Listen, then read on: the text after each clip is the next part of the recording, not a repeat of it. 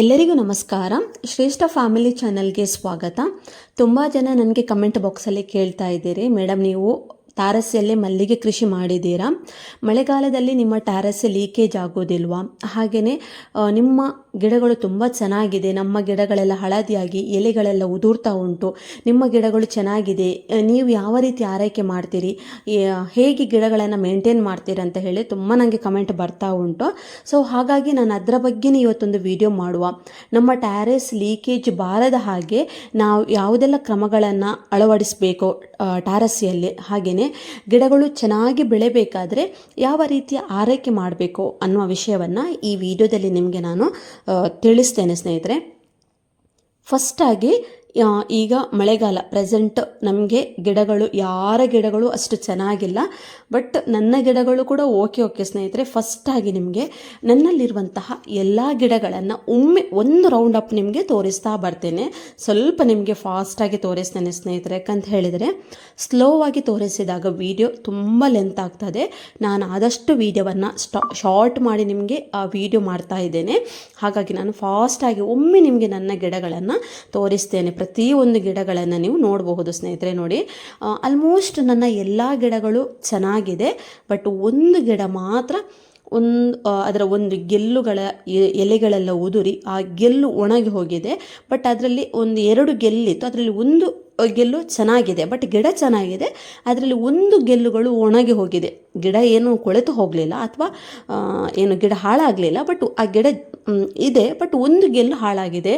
ಅದು ಬಿಟ್ಟರೆ ಸ್ನೇಹಿತರೆ ಉಳಿದೆಲ್ಲ ಗಿಡಗಳು ತುಂಬ ಚೆನ್ನಾಗಿದೆ. ತುಂಬ ಖುಷಿ ಅಂತ ಆಗ್ತಾ ಉಂಟು. ಈ ವರ್ಷದ ಮಳೆಗಾಲದಲ್ಲಿ ನನ್ನ ಗಿಡಗಳು ತುಂಬ ಸೇಫ್ ಆಗಿದೆ. ಬಟ್ ಈ ರೀತಿ ಸೇಫ್ ಆಗಿರಬೇಕಾದ್ರೆ ನಾನು ತುಂಬ ಎಫರ್ಟ್ ಹಾಕಿದ್ದೇನೆ ಸ್ನೇಹಿತರೆ. ಯಾವ ರೀತಿ ಎಫರ್ಟ್ ಹಾಕಿದ್ದೇನೆ, ಏನೆಲ್ಲ ನನ್ನ ಗಿಡಗಳಿಗೆ ಹಾಕಿದ್ದೇನೆ, ಯಾವ ರೀತಿ ನನ್ನ ಗಿಡಗಳನ್ನು ನೋಡಿಕೊಂಡಿದ್ದೇನೆ ಅನ್ನೋದನ್ನು ಕೂಡ ಈ ವಿಡಿಯೋದಲ್ಲಿ ನಿಮಗೆ ತೋರಿಸ್ತೇನೆ. ನಾನು ಆಗ ಹೇಳಿದಾಗೇ ಫಸ್ಟ್ ಒಂದು ರೌಂಡು ನಮ್ಮ ಗಿಡಗಳನ್ನು ನೋಡ್ತಾ ಬನ್ನಿ ಸ್ನೇಹಿತರೆ. ಎಲ್ಲ ಗಿಡಗಳನ್ನು ತೋರಿಸಿದೆ. ಯಾಕಂತ ಹೇಳಿದರೆ ಮೊನ್ನೆವರೆಗೆ ನನ್ನ ಏನು ವಿಡಿಯೋ ಮಾಡಿಟ್ಟಿದ್ದೆ ನೋಡಿ, ಅದಕ್ಕೇ ನಾನು ವಾಯ್ಸ್ ಓವರ್ ಕೊಡ್ತಾ ಇದ್ದೆ. ಬಟ್ ಈಗ ಇತ್ತೀಚಿನ ದಿನಗಳಲ್ಲಿ ನನ್ನ ಗಿಡಗಳು ಹೇಗಿದೆ ಅಂತ ತೋರಿಸುವ ಅಂತ ಹೇಳಿ ಫಾಸ್ಟಾಗಿ ಒಂದು ವಿಡಿಯೋ ಮಾಡ್ತಾ ಇದ್ದೇನೆ ಸ್ನೇಹಿತರೆ. ಬಟ್ ನೋಡಿ, ನಿಮಗೆ ಅದರಲ್ಲಿ ಕೆಲವೊಂದು ಗಿಡದ ಎಲೆಗಳು ಹಳದಿ ಆದಾಗೆ ಕಾಣಬಹುದು. ಅದು ಸ್ವಲ್ಪ ಹಳದಿ ಆಗಿದೆ ಸ್ನೇಹಿತರೆ. ಅಂದರೆ ಇಷ್ಟೇನು ಹಳದಿ ಆಗಲಿಲ್ಲ, ವಿಡಿಯೋದಲ್ಲಿ ಏನು ಕಾಣ್ತದೆ ನೋಡಿ ಅಷ್ಟು ಹಳದಿ ಆಗಲಿಲ್ಲ. ಅದು ಸ್ವಲ್ಪ ಬಿಸಿಲಿಗೆ ಆ ರೀತಿ ಕಾಣ್ತಾ ಉಂಟು, ಆದರೆ ಸ್ವಲ್ಪ ಕಲರ್ ಚೇಂಜ್ ಆಗಲಿಲ್ಲ ಅಂತ ಏನಿಲ್ಲ. ಬಟ್ ಅದು ನಮಗೆ ಮಳೆಗಾಲದಲ್ಲಿ ಸರ್ವೇ ಸಾಮಾನ್ಯ, ಆ ರೀತಿಯ ರೋಗಗಳು ಬರುವಂಥದ್ದು ಸರ್ವೇ ಸಾಮಾನ್ಯ.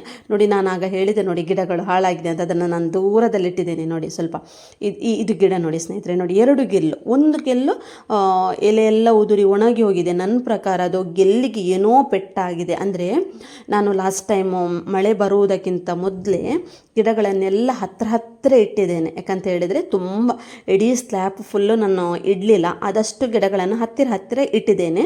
ಹಾಗಾಗಿ ಆ ಸಂದರ್ಭದಲ್ಲಿ ನನ್ನ ಪ್ರಕಾರ ಗೆಲ್ಲಿಗೆ ಪೆಟ್ಟಾಗಿರಬೇಕು, ಒಂದು ಮುರಿದೋಗಿರಬೇಕು, ಅಥವಾ ನಾವು ಒಂದು ಪ್ಲೇಸಿಂದ ಇನ್ನೊಂದು ಕಡೆ ಇಡುವಾಗ ಅಲ್ಲಿ ಗೆಲ್ಲುಗಳು ಮುರಿದೋಗಿರುವಂಥ ಚಾನ್ಸಸ್ ಕೂಡ ಇರ್ತದೆ. ಬಟ್ ನನಗೆ ಮುರಿದದ್ದು ಎಲ್ಲೂ ಕಾಣೋದಿಲ್ಲ, ಬಟ್ ಹೇಳಲಿಕ್ಕಾಗೋದಿಲ್ಲ ಅಲ್ಲ ಸ್ನೇಹಿತರೆ. ಹಾಗಾಗಿ ಹಾಗಿರಲಿಕ್ಕೂ ಸಾಕು, ಅಥವಾ ಎಲೆ ಉದುರಿ ಗೆಲ್ಲುಗಳು ಅದರದ್ದು ಒಣಗಿ ಹೋಗಿರಲಿಕ್ಕೂ ಸಾಕು. ಬಟ್ 2 ಕೂಡ ಉಂಟು, ಅದರಲ್ಲಿ ಯಾವುದು ಅಂತ ನನಗೆ ಕರೆಕ್ಟಾಗಿ ಗೊತ್ತಾಗಲಿಲ್ಲ, ಇನ್ನು ನೋಡಬೇಕಷ್ಟೇ ನಾನು. ಬಟ್ ಗೆಲ್ಲು ಮುರಿದಿದ್ರೆ ಅದು ನನಗೆ ಕಾಣಲಿಲ್ಲ, ನೋಡಿದೆ ನಾನು ಗೆಲ್ಲು ಮುರಿದಿದೆ ಅಂತ. ನನ್ನ ಪ್ರಕಾರ ಅದು ಎಲೆ ಉದುರಿಯೇ ಗೆಲ್ಲು ಒಣಗಿದೆ ಅಂತ ನನ್ನ ಪ್ರಕಾರ ಸ್ನೇಹಿತರೆ. ಇಲ್ಲಿ ನಾನು ನಿಮಗೆ ವಿಡಿಯೋ ತೋರಿಸಿದೆ. ಈಗ ನೋಡಿ, ಟ್ಯಾರೆಸ್ ಲೀಕೇಜ್ ಬಾರದಾಗೆ ನಾವು ಸುಮಾರು ರೀತಿಯಲ್ಲಿ ನಾವು ಅದನ್ನು ಟ್ಯಾರೆಸನ್ನು ಚೆನ್ನಾಗಿಟ್ಕೊಳ್ಬೇಕು. ಫಸ್ಟಾಗಿ ನಾನು ಹೇಳೋದು ಸ್ನೇಹಿತರೆ, ಎಲ್ಲೆಲ್ಲ ನಮ್ಮ ಟ್ಯಾರಸ್ಸಲ್ಲಿ ನೀರು ನಿಲ್ತದೆ ನೋಡಿ, ಅದನ್ನು ನಾವು ನೀಟಾಗಿ ತೆಗಿಬೇಕು ವೈಪರಿಂದ. ಅದಕ್ಕೆಂತಲೇ ನೀವು ಒಂದು ವೈಪರ್ ತಗೊಳ್ಳಿ, ಅದಕ್ಕೇನು ಜಸ್ಟ್ ಇಲ್ಲ, ಒಂದು 100 ರಿಂದ 150 ರೂಪಾಯಿ ಅರೌಂಡ್. ಇದಕ್ಕೆ ನಾನು 130 ರೂಪಾಯಿ 140 ಕೊಟ್ಟಿದ್ದೇನೆ, 150 ಇಟ್ಕೊಳ್ಳಿ ಸ್ನೇಹಿತರೆ. 100 ರಿಂದ 150 ರೂಪಾಯಿ ಒಳಗೆ ಒಂದು ವೈಪರ್ ನಿಮಗೆ ಸಿಗ್ತದೆ. ಆ ವೈಪರ್ ನಿಮಗೆ, ನೀವು ಬೇರೆ ಯಾವ ಕೆಲಸಕ್ಕೂ ನೀವು ತೆಗಿಬೇಡಿ, ನಿಮ್ಮ ಟ್ಯಾರಸ್ಸನ್ನು ಕ್ಲೀನ್ ಮಾಡಲಿಕ್ಕಂತ ಸಪ್ರೇಟಾಗಿ ಎತ್ತಿಟ್ಕೊಳ್ಳಿ. ಆಗ ನಿಮಗೆ ಅದು ಏನು ಹಾಳಾಗೋದಿಲ್ಲ. ಬಟ್ ಈ ರೀತಿ ನೋಡಿ ನಮಗೆ ಇಡುಸಿಡಿಯಲ್ಲಿ ಗುಡಿಸ್ತಾ ನೀರನ್ನು ತೆಗಿಲಿಕ್ಕೆ ತುಂಬ ಕಷ್ಟ. ಅಂದರೆ ಫುಲ್ಲು ನಾವು ಬಗ್ಬೇಕು, ಅದನ್ನು ತುಂಬ ಪ್ರೆಷರ್ ಹಾಕಿ ನಾವು ಅದರ ನೀರನ್ನು ಗುಡಿಸ್ತಾ ಹೋಗಬೇಕು. ಅದಕ್ಕಿಂತ ನಾವು ಒಂದು ವೈಪರ್ ತಗೊಂಡ್ರೆ, ಜಸ್ಟ್ 150 ರೂಪಾಯಿ ಕೊಟ್ಟು ಒಂದು ವೈಪರ್ ತಗೊಂಡ್ರೆ ಈ ರೀತಿಯಾಗಿ ನೀರನ್ನು ಎಳ್ಕೊಂಡು ಹೋಗಬಹುದು. ಆಗ ನಮಗೆ ಅಲ್ಲಿ ನೀರು ನಿಲ್ಲುವಂತಹ ಸಮಸ್ಯೆ ಇರುವುದಿಲ್ಲ. ಹಾಗಾಗಿ ಯಾವಾಗೆಲ್ಲ ಮಳೆ ಬಂದು ನಿಲ್ತದೆ ನೋಡಿ, ಕಂಟಿನ್ಯೂಸ್ಲಿ ಮಳೆ ಬಂದರೆ ಈ ರೀತಿಯ ಪ್ರೋಸೆಸ್ ಮಾಡೋದು ಬೇಡ ಸ್ನೇಹಿತರೆ. ಈಗ ಕಂಟಿನ್ಯೂಸ್ಲಿ ಮಳೆ ಬಂದು ಸ್ವಲ್ಪ ಬಿಸಿಲು ಬೀಳ್ತದೆ, ಆ ಸಂದರ್ಭದಲ್ಲಿ ಈ ರೀತಿ ನಿಂತಹ ನೀರನ್ನು ವೈಪರ್ ಸಹಾಯದಿಂದ ನೀರನ್ನು ದಯವಿಟ್ಟು ತೆಗಿಬೇಕು. ಇಲ್ಲದೇ ಇದ್ದಲ್ಲಿ ದಿನ ಕಳೆದಂತೆಯೇ ನಮ್ಮ ಟ್ಯಾರೆಸ್ ಲೀಕೇಜ್ ಬರುವಂತಹ ಸಾಧ್ಯತೆ ಖಂಡಿತವಾಗಿಯೂ ಇದೆ. ಹಾಗಾಗಿ ನಾನು ಈ ರೀತಿಯ ಮೆಥಡನ್ನು ಫಾಲೋ ಮಾಡ್ತೇನೆ. ಹಾಗಾಗಿ ಇಲ್ಲಿವರೆಗೆ ನನ್ನ ಯಾವುದೇ ರೀತಿಯ ನನಗೆ ಟ್ಯಾರೆಸ್ಸಲ್ಲಿ ಪ್ರಾಬ್ಲಮ್ ಬಂದಿಲ್ಲ, ಆಯಿತಾ. ಆಮೇಲೆ ಇನ್ನೊಂದೇನಂತ ಹೇಳಿದರೆ, ಗಿಡಗಳನ್ನು ಸ್ವಲ್ಪ ಆ ಕಡೆಯಿಂದ ಈ ಕಡೆ ಇಡುವಂಥದ್ದೆಲ್ಲ ಮಾಡಬೇಕು. ಅದು ಕೂಡ ನಾನು ಒಂದು ಕಡೆಯಿಂದ ಇನ್ನೊಂದು ಕಡೆಗೆ ನಾವು ಸ್ವಲ್ಪ ಶಿಫ್ಟ್ ಮಾಡಬೇಕು. ಅದು ಹೇಗೆ ಅಂತ ಕೂಡ ತೋರಿಸ್ತೇನೆ. ಫಸ್ಟಾಗಿ ನಾವು ನೋಡಿ ಈ ರೀತಿಯಾಗಿ ನೀರನ್ನೆಲ್ಲ ಕ್ಲೀನ್ ಮಾಡಬೇಕು. ನೋಡಿ ಎಷ್ಟೇ ನೀರನ್ನು ನಾವು ಕ್ಲೀನ್ ಮಾಡಿದರೂ ಈ ರೀತಿಯ ಸ್ವಲ್ಪ ಅದಕ್ಕೇನು ಹೇಳ್ತಾರೆ, ಆ ಟಾರಸ್ಸಲ್ಲಿ ಪಾಮಾಜಿ ಎಲ್ಲ ಇರ್ತದೆ ನೋಡಿ, ಪಾಚು ಅಂತ ಹೇಳ್ತಾರೆ, ನಾವು ಪಾಮಾಜಿ ಅಂತ ಹೇಳ್ತೇವೆ ತುಳು ಭಾಷೆಯಲ್ಲಿ, ಕನ್ನಡದಲ್ಲಿ ಪಾಚು ಅಂತ ಹೇಳ್ತೇವೆ. ಸೊ ಅದನ್ನೆಲ್ಲ ನೋಡಿ ಈ ರೀತಿ ವೈಪರಲ್ಲಿ ತೆಗೆಯುವಾಗ ಅದೆಲ್ಲ ಹೋಗಬೇಕು ಸ್ನೇಹಿತರೆ. ಆ ಪಾಚು ಇದ್ದಾಗ ಏನಾಗ್ತದೆ ಅಂತ ಹೇಳಿದರೆ, ನೀರುಗಳು ಅದರ ಮೇಲೇ ಬಿದ್ದಾಗ ನಾವು ಸ್ವಲ್ಪ ಜಾರಿ ಬೀಳುವಂಥ ಚಾನ್ಸಸ್ ಇರ್ತದೆ. ಎರಡನೇದಾಗಿ ಅದು ಆ ಪಾಚು ನೀರಿನಲ್ಲೇ ಅಲ್ಲೇ ಕೊಳ್ತು ಹೋಗಿ ಅಲ್ಲಿ ನಮಗೆ ವೈಟ್ ಫ್ಲೈಸ್ ಸ್ಟಾರ್ಟ್ ಆಗುತ್ತೆ. ಆಗ ನಮ್ಗೆ ಏನಾಗುತ್ತೆ ಅಂತ ಹೇಳಿದರೆ, ಆ ವೈಟ್ ಫ್ಲೈಸ್ಗಳು ನಮ್ಮ ಗಿಡಗಳಿಗೆ ಪ್ರಾಬ್ಲಮನ್ನು ಕೊಡ್ತದೆ ಸ್ನೇಹಿತರೆ. ಅದಕ್ಕೋಸ್ಕರ ನಾವು ಈ ರೀತಿಯಾಗಿ ವೈಪರಲ್ಲಿ ತೆಗೆದರೆ ತುಂಬ ಬೆಸ್ಟ್. ಈ ರೀತಿಯಾಗಿ ಕ್ಲೀನಾಗಿ ನೀವು ವೈಪ್ ಮಾಡ್ತಾ ಇರಬೇಕು ಸ್ನೇಹಿತರೆ. ನೀವು ನಿಮಗೆ ಟೈಮ್ ಇಲ್ಲ ಅಂದರೂ ನಿಮ್ಮ ಮಕ್ಕಳ ಹತ್ರ ಆದರೂ ಮಾಡಿಸ್ಬೋದು. ನಿಮ್ಮ ಮನೆಯಲ್ಲಿ ಈಗ ಮಕ್ಕಳು ಇರ್ತಾರೆ ನೋಡಿ, ಅವರ ಹತ್ರ ಮಾಡಿಸ್ಬೋದು. ನಾನು ಫ್ರೀ ಇದ್ದರೆ ನಾನು ಮಾಡ್ತೀನಿ, ಇಲ್ಲ ಅಂದರೆ ಈ ಕೆಲಸವನ್ನು ನನ್ನ ಮಗನ ಹತ್ರ ಮಾಡಿಸ್ತೇನೆ ಸ್ನೇಹಿತರೆ. ಅವ ಮಾಡ್ತಾನೆ, ಅಂದರೆ ನಮ್ಮಷ್ಟೇನು ನೀಟಾಗಿ ಮಾಡೋದಿಲ್ಲ, ಬಟ್ ಪರವಾಗಿಲ್ಲ, ಒಂದು 100ರಲ್ಲಿ 75% ಕ್ಲೀನಾಗಿ ವೈಪ್ ಮಾಡ್ತಾನೆ. ಬಟ್ ಸ್ವಲ್ಪ ಅಲ್ಲೆಲ್ಲಿ ನೀರು ಉಳಿತದೆ, ಬಟ್ ಮಕ್ಕಳಲ್ಲ, ಏನು ಮಾಡಲಿಕ್ಕೆ ಆಗೋದಿಲ್ಲ. ಬಟ್ ನಾನು ಫ್ರೀ ಇರುವಾಗ ನಾನು ತೆಗಿತೇನೆ. ಹಾಗೆ ಈ ರೀತಿಯಾಗಿ ಕ್ಲೀನಾಗಿ ನೀಟಾಗಿಟ್ಟರೆ ಖಂಡಿತವಾಗಿಯೂ ನಿಮ್ಮ ಟ್ಯಾರೇಸ್ ಒಂದು ಸೇಫ್ ಆಗಿರ್ತದೆ ಅಂತ ಹೇಳಬಹುದು. ನಾನು ಆಗ ಹೇಳಿದಾಗೇ ಕೆಲವೊಂದು ಸಂದರ್ಭದಲ್ಲಿ, ಅಂದರೆ ನಮ್ಮ ಟ್ಯಾರಸ್ಸಲ್ಲಿ ಅಲ್ಲಲ್ಲಿ ನೀರು ನಿಂತಿರ್ತದೆ. ಆಗ ನಾವು ಏನು ಮಾಡಬೇಕಂತ ಹೇಳಿದರೆ, ಗಿಡಗಳನ್ನು ಆ ಪ್ಲೇಸಿಂದ ತೆಗೆದು ಬೇರೆ ಕಡೆ, ಯಾವ ಕಡೆ ನೀರು ನಿಲ್ಲುವುದಿಲ್ಲ ನೋಡಿ, ಆ ಕಡೆಗೆ ನಮ್ಮ ಗಿಡಗಳನ್ನು ಶಿಫ್ಟ್ ಮಾಡಬೇಕು. ಇಲ್ಲಿ ನೋಡಿ ನನ್ನ ಒಂದು ಪ್ಲೇಸಲ್ಲಿ, ಅಂದರೆ ಸುಮಾರು ಅರೌಂಡ್ ಒಂದು 5-6 ಗಿಡ ಕೂರುವ ಜಾಗದಲ್ಲಿ ನೀರು ನಿಲ್ತದೆ ಆಯಿತಾ. ಅದನ್ನು ನಾನು ಆ ಗಿಡವನ್ನು ಅಲ್ಲಿಂದ ತೆಗೆದು ಬೇರೆ ಜಾಗಕ್ಕೆ ನೋಡಿ ನಾನು ಈ ರೀತಿ ಇಡ್ತಾ ಇದ್ದೇನೆ. ಅಲ್ಲಿ ನಿಂತಹ ನೀರನ್ನು ವೈಪ್ ಮಾಡ್ತಾ ಇದ್ದೇನೆ. ಹಾಗಾಗಿ ಸುಮಾರು ಅಲ್ಲಿ ನಾನು 5-6 ಗಿಡಗಳನ್ನು ತೆಗಿತಾ ಇದ್ದೇನೆ. ಸೊ ಯಾವ ರೀತಿ ನಮಗೆ ಟ್ಯಾರಸನ್ನು ಮೇಂಟೈನ್ ಮಾಡಲಿಕ್ಕೆ ಆಗ್ತದೆ ನೋಡಿ, ಆ ರೀತಿಯಲ್ಲಿ ಮಾಡಲೇಬೇಕು ಸ್ನೇಹಿತರೆ. ಇಲ್ಲದೇ ಇದ್ದಲ್ಲಿ ಟ್ಯಾರೆಸ್ ಲೀಕೇಜ್ ಬಂದೇ ಬರ್ತದೆ. ನೋಡಿ, ನಾನು ಇತ್ತೀಚೆಗೆ ಹತ್ರ ಗಿಡಗಳನ್ನು ಇಟ್ಟಿದ್ದೆ. ನೀವು ಮೊದಲಿಂದಲೂ ನನ್ನ ವಿಡಿಯೋ ನೋಡಿದವರಿಗೆ ಗೊತ್ತಿರ್ತದೆ. ಅಂದರೆ ನನ್ನ ಗಿಡಗಳು ದೂರ ಇತ್ತು, ಒಂದು ಗಿಡದಿಂದ ಒಂದು ಗಿಡಕ್ಕೆ ಟಚ್ ಆಗ್ತಾ ಇರಲಿಲ್ಲ. ಬಟ್ ಇತ್ತೀಚೆಗೆ ಇಟ್ಟದ್ದು, ಅಂದರೆ ಮಳೆ ಸ್ಟಾರ್ಟ್ ಆದಾಗ ಸರಿಸುಮಾರು ಒಂದೂವರೆ ತಿಂಗಳಲ್ಲಿ ಎಷ್ಟು ಆ ಗಿಡದ ಅಡಿಯಲ್ಲಿ ಎಷ್ಟು ಮಣ್ಣು ನಿಂತಿದೆ, ಎಷ್ಟು ಕೊಳಕಿದೆ ನೋಡಿ ಸ್ನೇಹಿತರೆ. ಅದು ನೋಡುವಾಗಲೇ ನನಗೆ ಒಂಥರ ಅಂತ ಅನಿಸಿತು. ಯಾಕಂತ ಹೇಳಿದರೆ ನೋಡಿ, ಆ ಮಣ್ಣುಗಳು ಅಲ್ಲೇ ನೀರಿನ ಜೊತೆ ಮಿಕ್ಸ್ ಆಗಿ ಆ ಮಾಯಿಶ್ಚರ್ ಅಲ್ಲೇ ಉಳಿದು ಬಿಟ್ಟು, ಬಿಸಿಲು ಕೂಡ ಅಷ್ಟು ಇರುವುದಿಲ್ಲಲ್ಲ ಮಳೆಗಾಲದಲ್ಲಿ. ಆಗ ಏನಾಗ್ತದೆ ಅಂತ ಹೇಳಿದರೆ, ನಮಗೆ ಅಲ್ಲಿ ಟ್ಯಾರಸಿ ಲೀಕೇಜ್ ಬರುವಂಥ ಚಾನ್ಸಸ್ ಇರ್ತದೆ. ಅಂದರೆ ಮಣ್ಣು ನೀರಿನ ಅಂಶವನ್ನು ಹೀರ್ಕೊಂಡು ಹಾಗೇ ಏನು ಮಣ್ಣು ಒಂದು ಒದ್ದೆ ಆಗಿರ್ತದೆ, ಮಾಯಿಶ್ಚರ್ ಆಗಿರ್ತದೆ, ಆಗ ಅಲ್ಲಿ ಲೀಕೇಜ್ ಬರ್ತದೆ. ಅದಕ್ಕೋಸ್ಕರ ಇಲ್ಲಿ ನೋಡಿ, ನಾನು ಎಲ್ಲಿ ನೀರು ನಿಲ್ಲುವುದಿಲ್ಲ ನೋಡಿ ಅಲ್ಲೆಲ್ಲ, ಅಂದರೆ ನಮಗೆ ಅದು ಮಳೆ ಬರುವಂಥ ಸಂದರ್ಭದಲ್ಲಿ ಗೊತ್ತಾಗೋದಿಲ್ಲ ಸ್ನೇಹಿತರೆ. ಈ ಬಿಸಿಲು ಬರ್ತದೆ ನೋಡಿ, ಆಗೆಲ್ಲ ಆಲ್ಮೋಸ್ಟ್ ನೀರು ನಿಲ್ಲದ ಜಾಗದಲ್ಲಿ ಏನಾಗ್ತದೆ, ಅಲ್ಲಿ ಡ್ರೈ ಆಗಿರ್ತದೆ. ಆಗ ನಮಗೆ ಗೊತ್ತಾಗ್ತದೆ. ಬಟ್ ನಾವು ಅಲ್ಲಿಗೆ ಮಲ್ಲಿಗೆ ಗಿಡಗಳನ್ನು ಶಿಫ್ಟ್ ಮಾಡಿದರೆ ಆಯಿತು, ನನಗೆ ಒಬ್ಬಳಿಗೆ ಶಿಫ್ಟ್ ಮಾಡಲಿಕ್ಕೆ ಕಷ್ಟ ಆಗ್ತಿದೆ ಅಂತ ಹೇಳಿ ಹಸ್ಬೆಂಡ್ನ ಸಹಾಯ ತಗೊಂಡೆ. ಮಗನ ಹತ್ರ ಒಂದು ವೀಡಿಯೋ ಮಾಡು ಅಂತ ಹೇಳಿದೆ. ಸೊ ವೀಡಿಯೋ ಮಾಡ್ತಾ ಇದ್ದಾನೆ. ಅವ ಗಿಡದ ವೀಡಿಯೋ ಮಾಡು ಅಂತ ಹೇಳಿದಕ್ಕೆ ನಮ್ಮ ಇಡೀ ಏರಿಯಾದ ವೀಡಿಯೋ ಮಾಡ್ತಾ ಇದ್ದಾನೆ. ಅವನ ಹತ್ರ ಒಂದು ಕೆಲಸ ಹೇಳಿದರೆ ಅವ ಎರಡೆರಡು ಕೆಲಸ ಮಾಡ್ತಾನೆ. ಆದರೂ ಇದಕ್ಕೆ ನಾನು ಬೈದರೆ ಅವ ಮತ್ತೆ ವೀಡಿಯೋ ಮಾಡೋದಿಲ್ಲ, ಅದಕ್ಕೆ ಬೇಡ ಇರಲಿ ಅಂತ ಹೇಳಿ ನಾನು ಏನು ಕಟ್ ಮಾಡಲಿಲ್ಲ. ನೋಡಿ ಸ್ನೇಹಿತರೆ, ನನ್ನ ಗಿಡಗಳು ಹೇಗಿದೆ ಅಂತ. ಬಟ್ ನನಗೊಂದು ಕಮೆಂಟ್ ಮಾಡಿ ಆಯಿತಾ, ನನ್ನ ಗಿಡಗಳು ಹೇಗಿದೆ ಅಂತ. ಬಟ್ ಆ ಕಮೆಂಟ್ ನೋಡಿ ನಾನು ಗೆಸ್ ಮಾಡ್ತೇನೆ ನನ್ನ ಗಿಡಗಳು ಹೇಗಿದೆ ಅಂತ. ಯಾಕಂತ ಹೇಳಿದರೆ ಎಲ್ರಿಗೂ ಒಂದೇ ರೀತಿ ಕಾಣೋದಿಲ್ಲಲ್ಲ ಗಿಡಗಳು ಹೇಗಿರುತ್ತೆ ಅಂತ. ಬಟ್ ಹಾಗಾಗಿ ಈಗ ಪ್ಲೇಸನ್ನು ಚೇಂಜ್ ಮಾಡ್ತಾ ಇದ್ದೇನೆ. ಆಲ್ಮೋಸ್ಟ್ ಎಲ್ಲ ಗಿಡಗಳದ್ದು ಅಂದರೆ ಎಲ್ಲೆಲ್ಲ ನೀರು ನಿಲ್ತದೆ ಅಲ್ಲಿದ್ದು ಮಾತ್ರ ನಿಮಗೆ ಎಲ್ಲ ನಾನು ತೋರಿಸ್ತಾ ಇದ್ದೇನೆ. ಯಾಕಂತ ಹೇಳಿದರೆ ಮಲ್ಲಿಗೆ ಕೃಷಿಯಲ್ಲಿ ಎಷ್ಟೆಲ್ಲ ಕಷ್ಟ ಇದೆ, ಏನೆಲ್ಲ ಕೆಲಸ ಇದೆ, ಅದರ ಹಿಂದಿನ ಕಷ್ಟ ಏನು ಅಂತ ಕೆಲವರಿಗೆ ಗೊತ್ತಿರೋದಿಲ್ಲ. ಜಸ್ಟ್ ಒಂದು 5-10 ನಿಮಿಷದ ವೀಡಿಯೋದಲ್ಲಿ ನೋಡಲಿಕ್ಕೆ ಈಸಿ. ಏನು ಗೊತ್ತಾ, ಗೊಬ್ಬರ ಹಾಕೋದು. ನಾವೇನು ಮಾಡ್ತೇವೆ, 1-2 ಗಿಡಗಳಿಗೆ ಗೊಬ್ಬರ ಹಾಕಿರುವಂಥದ್ದಾಗಿರ್ಬೋದು, ಸ್ಪ್ರೇಯ ವೀಡಿಯೋ ಆಗಿರ್ಬೋದು, ಅದನ್ನೆಲ್ಲ ತೋರಿಸ್ತೇವೆ. ಆವಾಗ ನಿಮಗೆ ಅನ್ನಿಸ್ತದೆ ಅಂದರೆ ಇದು ತುಂಬ ಈಸಿ ಅಂತ.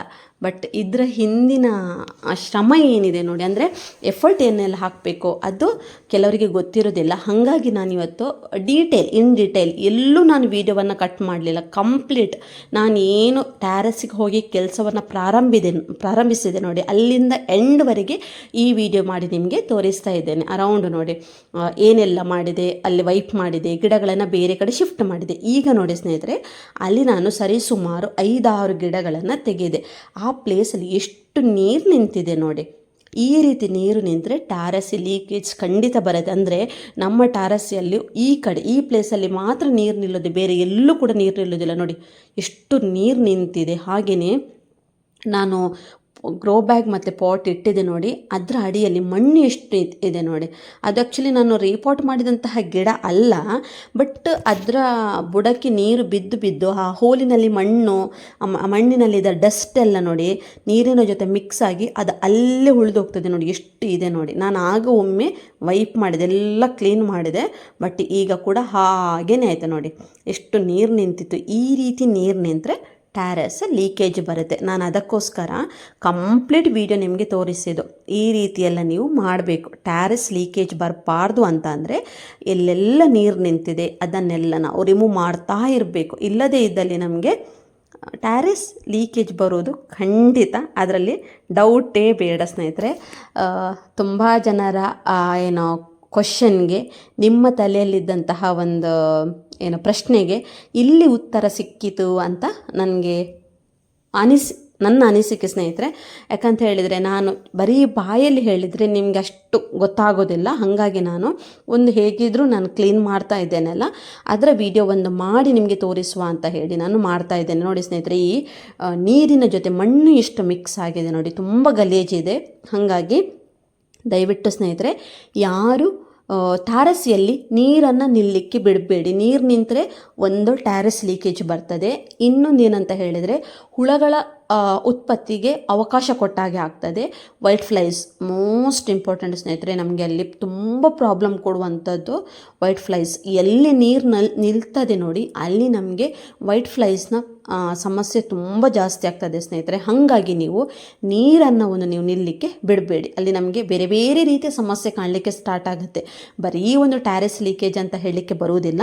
ಟ್ಯಾರಸ್ ಲೀಕೇಜ್ ಆಗುತ್ತೆ, ವೈಟ್ ಫ್ಲೈಸ್ ಮತ್ತು ಹುಳದ ಸಮಸ್ಯೆ ಮತ್ತು ಗಿಡಗಳು ಕುಳಿತು ಹೋಗುವಂಥ ಚಾನ್ಸಸ್, ಈ ರೀತಿಯ ಸುಮಾರು ಸಮಸ್ಯೆಗಳು ನಮಗೆ ಕಾಣಲಿಕ್ಕೆ ಸ್ಟಾರ್ಟ್ ಆಗುತ್ತೆ. ಅದಕ್ಕೋಸ್ಕರ ದಯವಿಟ್ಟು ಎಲ್ಲೂ ನೀವು ನೀರನ್ನು ನಿಲ್ಲಕ್ಕೆ ನೀವು ಬಿಡಬೇಡಿ. ಈ ರೀತಿ ವೈಪ್ ಮಾಡ್ತಾ ಇರಿ.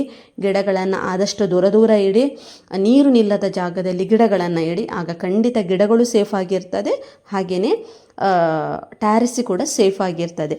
ಇನ್ನೊಂದು ತುಂಬ ಜನ ಕ್ವಶನ್ ಸ್ನೇಹಿತರೆ ನಿಮ್ಮ ಕಮೆಂಟ್ ಬಾಕ್ಸಲ್ಲಿ, ನಿಮ್ಮ ಗಿಡಗಳು ತುಂಬ ಚೆನ್ನಾಗಿದೆ, ಏನು ಹಾಕ್ತೀರಾ ಅಂತ. ಸ್ನೇಹಿತರೆ, ನಾನು ಸ್ಪೆಷಲಾಗಿ ಏನೂ ಹಾಕಲಿಲ್ಲ. ಬಟ್ ನಾನು 1-2 ವಸ್ತುವನ್ನು ಹಾಕಿದ್ದೇನೆ. ಒಂದು ಬ್ಲೂ ಸ್ಟಾರ್, ಇನ್ನೊಂದು ಇಪ್ಸಮ್ ಸಾಲ್ಟ್. ಫಸ್ಟ್ ಮಳೆಗಾಲದ ಪ್ರಾರಂಭದಲ್ಲೇ ನಾನು ಗಿಡಗಳಿಗೆ ಹಾಕಿದ್ದೆ. ಅದು ನನಗೆ ಒಳ್ಳೆ ರಿಸಲ್ಟ್ ಕೊಟ್ಟಿದೆ ಸ್ನೇಹಿತರೆ. ಹಾಗಾಗಿ ನಾನು ನಿಮಗೆ ಪದೇ ಪದೇ ಹೇಳ್ತೇನೆ, ಒಂದು ಸಲ ಹಾಕಿದರೆ ಸಾಕು, ಪದೇ ಪದೇ ಹಾಕೋದು ಬೇಡ. ನಾನು ಒಂದೇ ಸಲ ಹಾಕಿದ್ದು. ಹಾಗಾಗಿ ಒಂದು ಸಲ ಹಾಕಿದ ನಂತರ ಸುಮಾರು 1 ತಿಂಗಳು ಬಿಟ್ಟು ಇಪ್ಸಮ್ ಸಾಲ್ಟ್ ಹಾಕಬೇಡಿ. ಬ್ಲೂ ಸ್ಟಾರ್ ಬೇಕಿದ್ದರೆ ನಿಮಗೆ ಹಾಕ್ಬೋದು ಸ್ನೇಹಿತರೆ. ನಿಮಗೆ ಬ್ಲೂ ಸ್ಟಾರಲ್ಲಿ ಒಳ್ಳೆ ರಿಸಲ್ಟ್ ಬರ್ತದೆ. ಮತ್ತು ಇನ್ನೊಂದು ಏನಂತ ಹೇಳಿದರೆ, ಬ್ಲೂ ಸ್ಟಾರ್ ಹಾಕೋದು ಮಳೆಗಾಲದಲ್ಲಿ ಮಾತ್ರ. ಚಳಿಗಾಲದಲ್ಲಿ, ಬೇಸಿಗೆ ಕಾಲದಲ್ಲಿ ಬೇರೆ ರೀತಿಯ ಗೊಬ್ಬರಗಳನ್ನು ಹಾಕಲಿಕ್ಕೆ ಇರ್ತದೆ. ಹಾಗಾಗಿ ನೀವು ಬ್ಲೂ ಸ್ಟಾರನ್ನು ಮಳೆಗಾಲದಲ್ಲಿ ಮಾತ್ರ ಹಾಕಿ. ನಾನು ಬ್ಲೂ ಸ್ಟಾರನ್ನು ಹೇಗೆ ಹಾಕಬೇಕು, ಯಾವ ರೀತಿ ಹಾಕಬೇಕು ವಿಡಿಯೋ ಮಾಡಿ ಅಪ್ಲೋಡ್ ಮಾಡಿದ್ದೇನೆ. ಬ್ಲೂ ಸ್ಟಾರ್ ಹಾಕಿದ ಮೇಲೆ ನನ್ನ ಗಿಡಗಳು ಕೂಡ ಹೇಗಿದೆ ಅಂತ ನಾನು ಕೂಡ ನಿಮಗೆ ತೋರಿಸಿದ್ದೇನೆ. ಯಾರಿಗಾದರೂ ಆ ಬ್ಲೂ ಸ್ಟಾರ್ನ ವಿಡಿಯೋ ನೋಡದೇ ಇದ್ದಲ್ಲಿ, ಯಾರಿಗಾದರೂ ಅದರ ವಿಡಿಯೋ ಬೇಕಾದಲ್ಲಿ ಖಂಡಿತ ತಿಳಿಸಿ. ನೆಕ್ಸ್ಟ್ ನನ್ನ ಗಿಡಗಳಿಗೆ ಹಾಕುವಾಗ ನಾನು ಅದರ ವಿಡಿಯೋ ಮಾಡಿ ನಿಮಗೆ ತಿಳಿಸ್ತೇನೆ. ಬಟ್ ಇವತ್ತು ನಾಳೆ ನನಗೆ ಹಾಕಲಿಕ್ಕೆ ಆಗೋದಿಲ್ಲ. ಯಾಕಂತ ಹೇಳಿದರೆ ನಾನು ಹಾಕಿ ಹತ್ರ 1 ತಿಂಗಳಾಗ್ತಾ ಬಂತು. ನಿಮಗೆ ಯಾರು ನೋಡಿದ್ದೀರಿ ಅವರಿಗೆ ಬೇಡ, ಹೊಸ ಸಬ್ಸ್ಕ್ರೈಬರ್ಸ್ ಇರ್ತಾರೆ, ಅವರಿಗೆ ಗೊತ್ತಾಗದೇ ಇದ್ದಲ್ಲಿ ಖಂಡಿತ ನೀವು ನನಗೆ ಕಮೆಂಟಲ್ಲಿ ತಿಳಿಸಿ. ನಿಮಗೆ ನಾನಲ್ಲಿ ವಿಡಿಯೋ ಮಾಡಿ ನಿಮಗೆ ತಿಳಿಸ್ತೀನಿ ಯಾವ ರೀತಿ ಹಾಕಬೇಕು, ಯಾವ ರೀತಿ ಬುಡಗಳಿಗೆ ಹಾಕಿ ಮಣ್ಣನ್ನು ಕ್ಲೋಸ್ ಮಾಡಬೇಕು, ಯಾವ ರೀತಿ ಗಿಡಗಳನ್ನು ನೋಡಬೇಕು ಅಂತ ಹೇಳಿ ಖಂಡಿತ ನೆಕ್ಸ್ಟ್ ವಿಡಿಯೋ ಮಾಡಿ ನಿಮಗೆ ತಿಳಿಸ್ತೇನೆ. ಬೇಕಾದಲ್ಲಿ ಕಮೆಂಟ್ ಬಾಕ್ಸಲ್ಲಿ ಕೇಳಿ ಸ್ನೇಹಿತರೆ. ಐ ಹೋಪ್ ಈ ವಿಡಿಯೋ ನಿಮಗೆ ಇಷ್ಟ ಆಗಿದೆ ಅಂತ ನಾನು ಭಾವಿಸ್ತೇನೆ. ಯಾರಾದರೂ ನಮ್ಮ ಚಾನಲನ್ನು ಸಬ್ಸ್ಕ್ರೈಬ್ ಮಾಡದೆ ನೋಡ್ತಾ ಇದ್ದರೆ ನಮ್ಮ ಚಾನಲನ್ನು ಸಬ್ಸ್ಕ್ರೈಬ್ ಮಾಡಿ, ಲೈಕ್ ಆ್ಯಂಡ್ ಶೇರ್ ಮಾಡಿ. ಎಲ್ರಿಗೂ ಒಳ್ಳೆಯದಾಗಲಿ. ಧನ್ಯವಾದಗಳು.